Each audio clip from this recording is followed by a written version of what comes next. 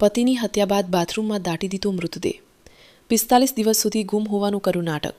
ઉત્તર પ્રદેશના આગ્રાના સિકંદરા વિસ્તારમાં ચોંકાવનારી ઘટના સામે આવી છે.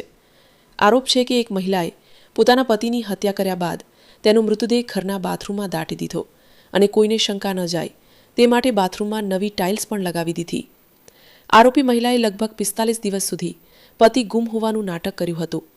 જો કે મૃતકના બેંક ખાતામાંથી પૈસા ઉપાડવામાં આવતા તેના મોટા ભાઈને શંકા ગઈ અને તેમણે પોલીસનો સંપર્ક કર્યો.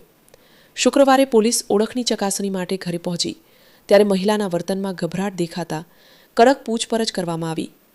પૂછપરછ દરમિયાન મહિલાએ આખો ગુનો કબૂલી લીધો હોવાનું પોલીસનું કહેવું છે. ત્યારબાદ પોલીસે ઘરના બાથરૂમનું ફ્લોર તોડીને ખોદકામ કર્યું, જ્યાંથી માનવ હાડપિંજર મળી આવ્યું.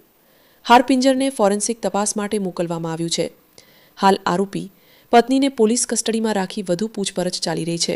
પોસ્ટમોર્ટમ અને ફોરેન્સિક રિપોર્ટ બાદ સમગ્ર ઘટનાક્રમ અંગે વધુ વિગતો સામે આવવાની શક્યતા છે.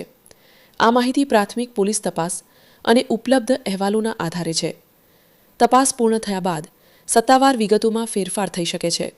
વધુ અપડેટ માટે ફોલો કરો સેન્ટ્રલ ભારત ન્યૂઝ ચેનલને. ધન્યવાદ.